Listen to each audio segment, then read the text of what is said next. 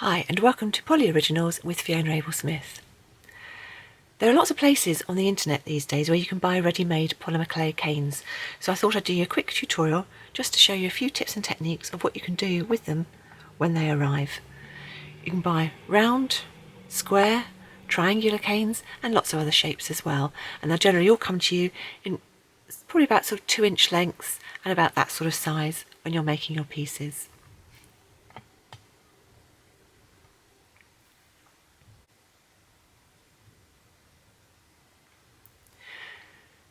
Generally, when your canes arrive, they'll have come wrapped in some sort of plastic covering or coating to keep them nice and safe during transit. But they will have sat in storage probably for several days, which can be really, really cold. So the cane might be a bit hard when it arrives with you, and therefore first thing to do is just to warm it up slightly. The easiest way of doing this is to keep it in whatever wrapping it came in and just pop it in a pocket. About 20 minutes gentle body heat will do an amazing job at bringing it back to how it should be. This one I have had in my pocket, and you can see it, so I wish you could feel it, it's actually quite warm, but you can see it's nice and pliable and soft. This one isn't. This one I've actually sat outside for several days just to give it a rough, same sort of idea as if it had been in transit. And you can hear that it's very hard, and there's not a huge amount. There is some pliability in there, but I've got another one which I've put in my pocket and kept in my pocket, and I'll show you that one in a minute to show you the difference between the two. But just to start you off with the round cane, seeing as this one is ready to go, there's loads of different things you can do with these canes, particularly when they've got translucent around them like this one. You can take really, really thin slices from them and use them in all sorts of decorative either polymer designs, or even use them as card toppers. Take thin slices, add some little leaf bits to them, and look really, really pretty. But the techniques when you first got your cane, the main tool which does come in handy to use is this, a tissue blade or a polymer clay cutting blade. This one's got some flexibility to it. They are incredibly sharp. These ones are quite good because the holes are at the top, show you where to hold it, and then you chop down with the sharp side. If you don't have one of these, then a razor blade is probably your next best thing, but please obviously be incredibly careful when you use it, and it won't give you quite the same pristine cut down through as the tissue blade, because this is, as you can see, wafer thin all the way through, whereas a razor blade tends to be sharp just on one bit and then go slightly wider. But what you do with your cane, you decide whether you want to take thick slices or thin slices, and when you're starting off, I would recommend don't necessarily start just thinking about thin slices. Think about getting consistent slices, because that's far more important. You can cut down the cane any way you wish. You can actually cut from behind going towards you, or from in front of you going back, right to left, or left to right. There's no right or wrong way of doing it. It's whichever feels most comfortable to use. I generally do it from the back going towards the front. So what I do, particularly when I'm cutting a cane, I'll put my fingers quite close together on the tissue blade, and then I will just literally slice down through. Now I normally look over the top when I'm doing it, and then I will roll. And the reason you roll is if you kept slicing down in the same place, particularly when your cane is warmed, I don't know if you can see the bottom there, but you tend to get a very flat bit just on the bottom. And if you kept the cane in the same direction the whole time, you'd end up with a very flattened piece. So that is one piece of your cane all cut off. If you're going to do something like a bracelet, then you could take several larger pieces. So I'm just going to cut and roll, trying to keep them relatively even as I go. Loads of them together to make into a bracelet, because they'd look really pretty all sat together in a bracelet, one after the other, perhaps interspersed with a couple of small beads.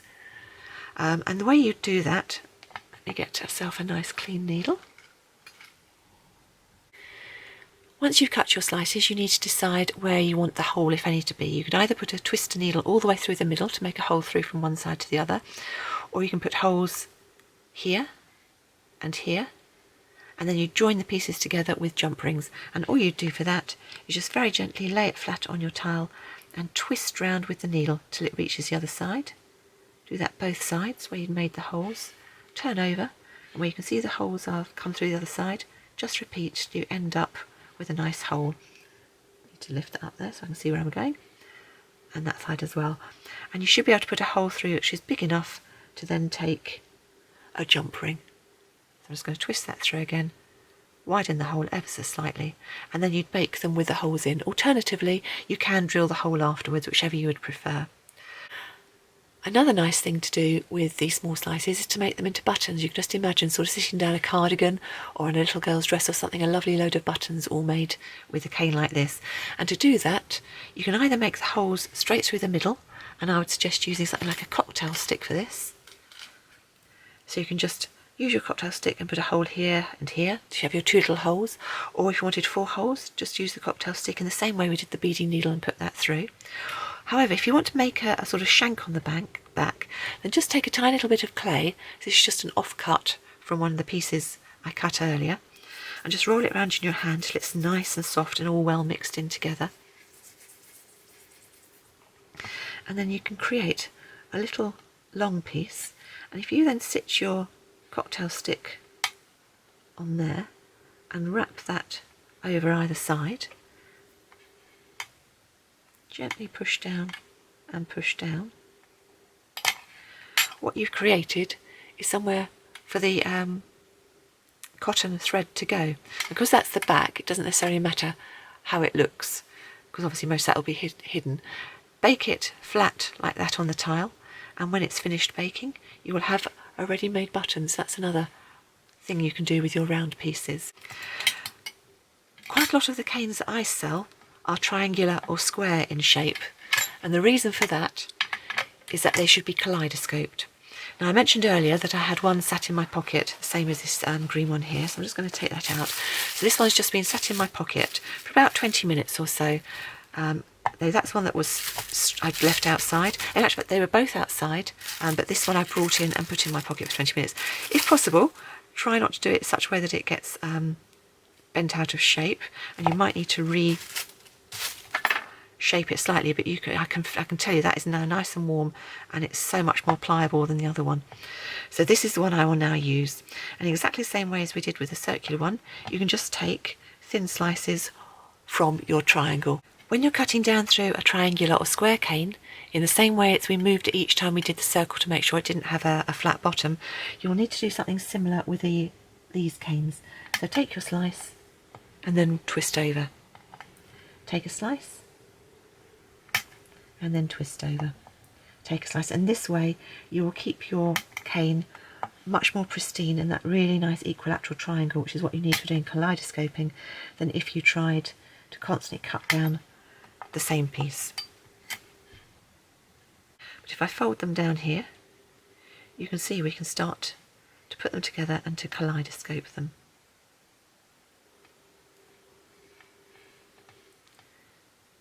Now, just putting them together like that would give you quite a nice finish. But you need to decide which way around you want the pattern to go. So I could put them that way around, but equally I can put them so I've got those flowers in the middle. And as soon as you do that, can you see that that doesn't quite marry up? The reason being that one of these needs to be flipped over, and that's my next tip for you. Always make sure that your patterns are matching. And the other thing is, if you manipulate it in your hand, you can actually match them much better like that. So if I do this one now and work out which way he's going to go, he'll fit down like that. So I can end up having my pieces like that. But even though this is now nice and soft, it doesn't necessarily stick together particularly well. So what I'm going to do is I'm going to use just a plain sheet of scrap polymer clay, and I'm going to start pushing these onto the scrap clay, and that'll just help hold the pieces in place. So I'm just going to put these up, and I'm going to do it so it's that way up. So I'm going to put those two pieces on there, and then we're going to turn around and we'll have one piece on there. And I've spotted that this one looks like it's going down, so I've made sure that that piece is the same going up there. Then this piece will sit on that way up. And because you've got it sat on this piece of scrap clay, it's much easier to put all your pieces together. So that one should hopefully fit in there, and then this last one will fit in there. And as I say, because it's on that scrap clay, I can just manoeuvre those pieces around until I get a nice fit.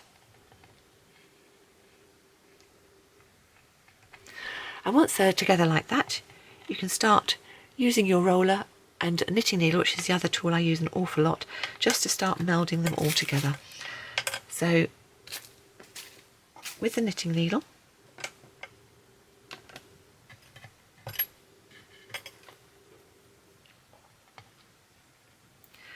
I'm just going to push these in as close together as I can. And then you can start rolling slowly over where those gaps are. And they should start joining together. Always rolling towards the inside so you're not distorting the shape too much. And gradually, as you work, because it's on nice soft clay underneath, all those slices will join together. And once they've started to go, then you can roll backwards and forwards a little bit, making sure you've got the shape together and the patterns joining together nicely.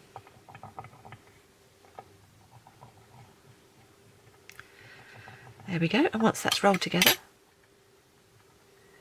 you can then use your tissue blade and cut away all of the excess scrap clay around.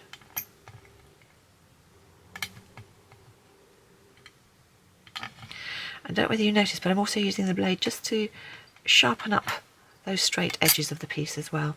So the scrap clay goes on one side, and you can now take your roller if you wish and just gently roll over it, because you want to make sure it's nicely adhered so that when you pick this up, there's not going to be any cracking in the top of the veneer of the pieces you added in.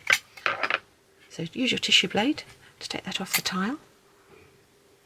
And you can see there as I put it, I've still got a piece of where it comes apart. So again, just take your roller, and I just need to roll that piece a little bit more. Perhaps use the knitting needle just to make sure those joins fit together.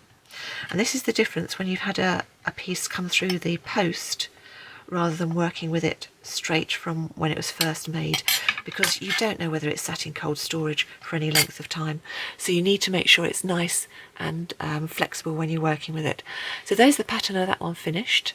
So I could make that, I could put a bail on the back of it. You can use a cutter. You could use a cutter now to sort of cut round to make it into a circular shape. Loads of different things you can do with that to make that into a bead of some sort, or a card topper. Very nice. And depending on the thickness of the scrap clay you've got underneath, you can make it a really thick piece. You could do the same on two pieces and add them both together to make a double-sided bead and have a little loop sticking up in the middle. In fact, have different patterns on both sides. But loads of things you can do once you've veneered those pieces together. The other thing I do quite a lot when I'm working, particularly kaleidoscoping, is I work on a piece of baking parchment, something a bit like this, because it means I can move the parchment around. And I've got here 6 little triangular pieces that I put together a short while ago to give me that as a pattern. So I haven't yet, as you can see there, they're not yet joined. So we're going to do exactly the same as we did with the green piece. So I've just cleaned my knitting needle off, and I'm going to do exactly the same. Just rolling towards the middle,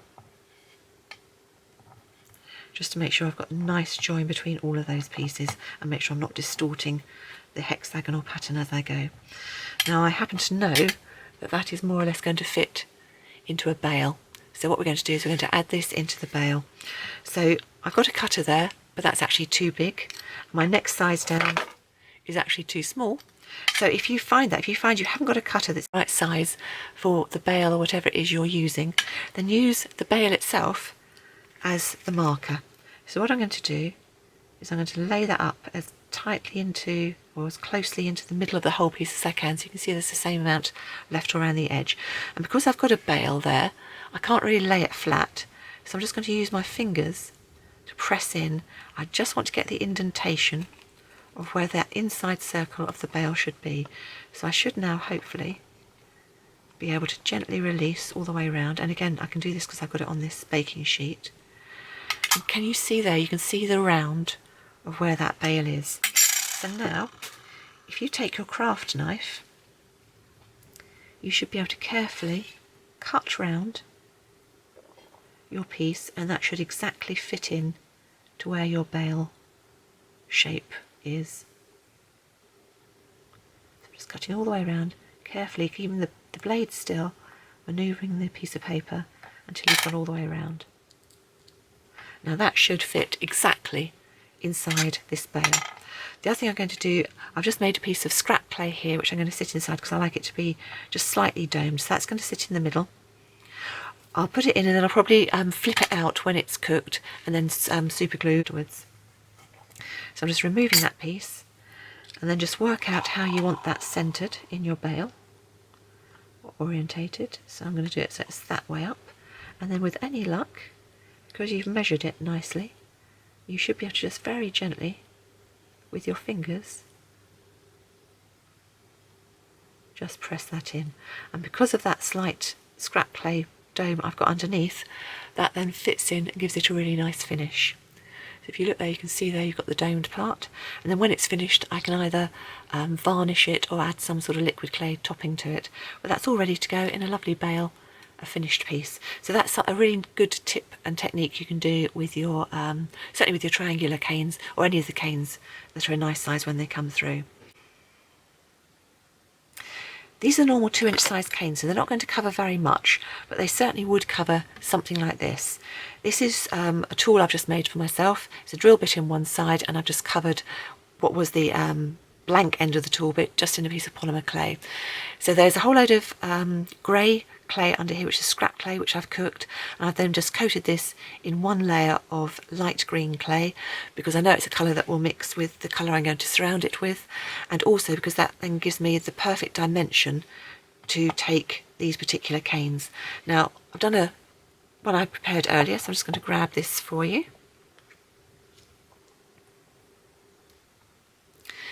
And I'll just take you through how you get to this stage.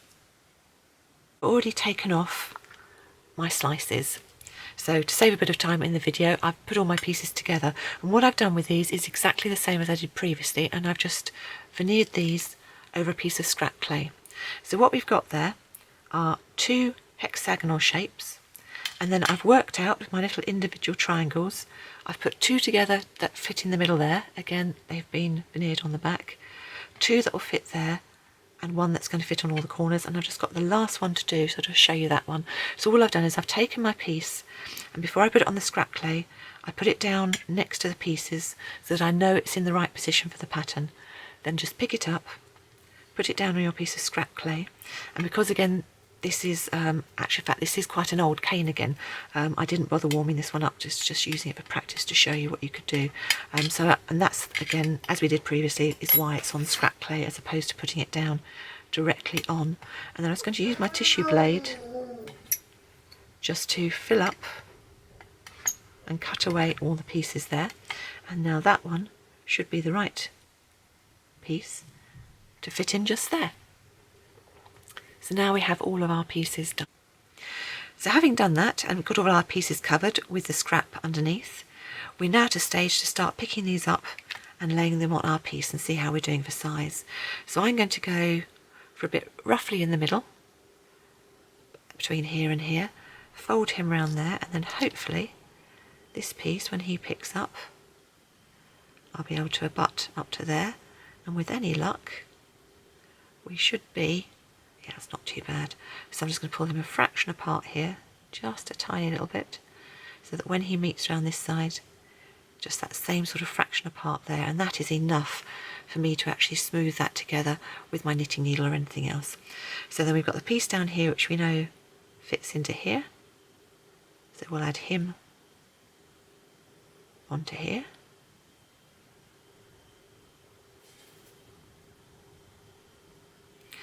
And then the piece at the top fits in round here.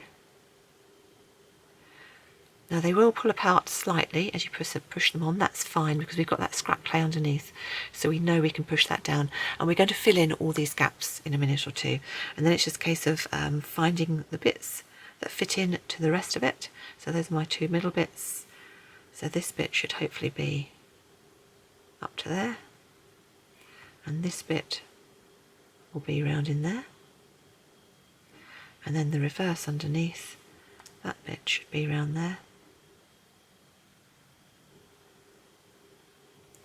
and that bit should fit in there. So because I did that groundwork, I've now got a pretty well covered tool. I'm going to leave those bits top and bottom for the minute because you can always patch those in later. I'm just going to show you how to now move these pieces together. So I'm using my knitting needle tool here again, and all I'm going to do is just very gradually roll these pieces together, and if you just roll from side to side slowly as you go, you should start to join all those pieces together. Same with these 2 at the top, just roll them in towards each other slowly, slowly.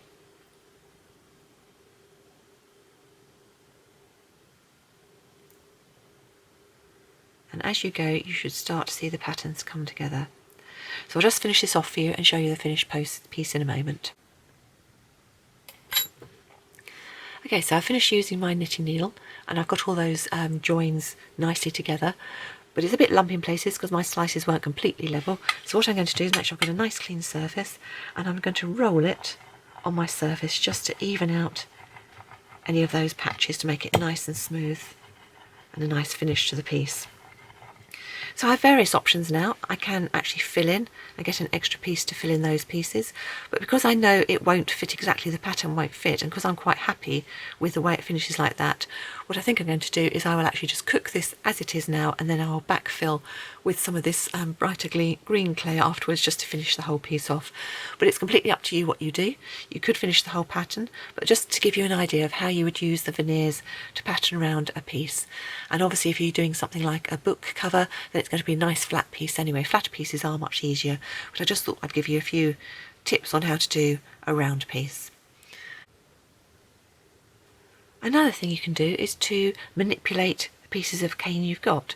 For instance, here I've got the rose cane, and all I've done with this piece here is I've taken a thin slice and then very carefully and gently with my craft knife I've just taken away all the clay, the translucent clay from the outside. Just take away tiny little nibbles as you go, and then once I've got the piece finished I've just pressed it flat with my fingers just to give it more shape. The other thing you can do with a cane, so I've got a leaf cane here, is I've reduced it. So I've ended up with taking the same cane and make it a lot smaller. So from this one I can then take off all these little slices. So something like that would make a lovely card topper. If I just pick that up to show you in detail. So that's something else you can do. You can use them for card toppers, and that's only a very thin slice. That's not yet cooked. You could cook it on the card if you wanted to. Imagine how nice that would look in a nice surround for a card. To reduce your cane, take your cane which has been nicely softened. So remember, this was the one that we softened in my pocket for about 20 minutes earlier.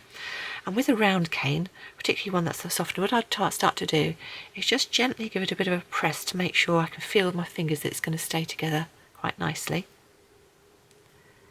And then once you've done this, I'm sort of just pushing in on it. And again, the reason I'm doing that is because this has sat for some time. In the same way as if it's been posted to you, it will have been sat for some time. And I'm just very gently with my fingers, just pushing it inwards, not doing too much in the way of rolling. I'm just getting all those bits nice and well worked. And then what should be able to happen is I should be able to start making this thinner. So I'm just with my fingers, just using just the two fingers at the moment, just spreading it out gently, and then only work on one end, because you don't know whether you want the whole thing small. So if you work on one end at a time, you can make one end small and keep the other end quite large. And what happens is that even though you've rolled that quite small, you always get what we call a bit of wastage on the end. Can you see where that pattern is sort of pulled back to there? So if you chop that piece off, what you'll find inside is you've got a much, much smaller piece. Let me find one of the original ones. So here's the size I started with. See how much smaller that is, but the pattern still remains the same inside. So that's the other thing you can do with your canes. You can actually reduce them. So that was a round one. And to reduce this sort of shape, all I do is I put my fingers and thumbs like that, and I actually push inwards. So again, just push in and push in and push in, and you'll gradually end up with a much longer piece, and you can go down to really quite small sizes and get yourself some really nice small leaf shapes.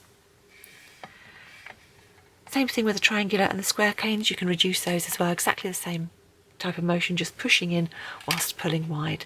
So many different things you can do. Just have fun. So that's it's reduced. There's my handle that I've now covered and pulled all the way around. I just added an extra couple of pieces, even though they didn't match completely. I just added an extra couple of triangles on either end and pulled those round. And that's now ready for baking, as is that piece. And then of course we've got the rounds from the rose that we did earlier.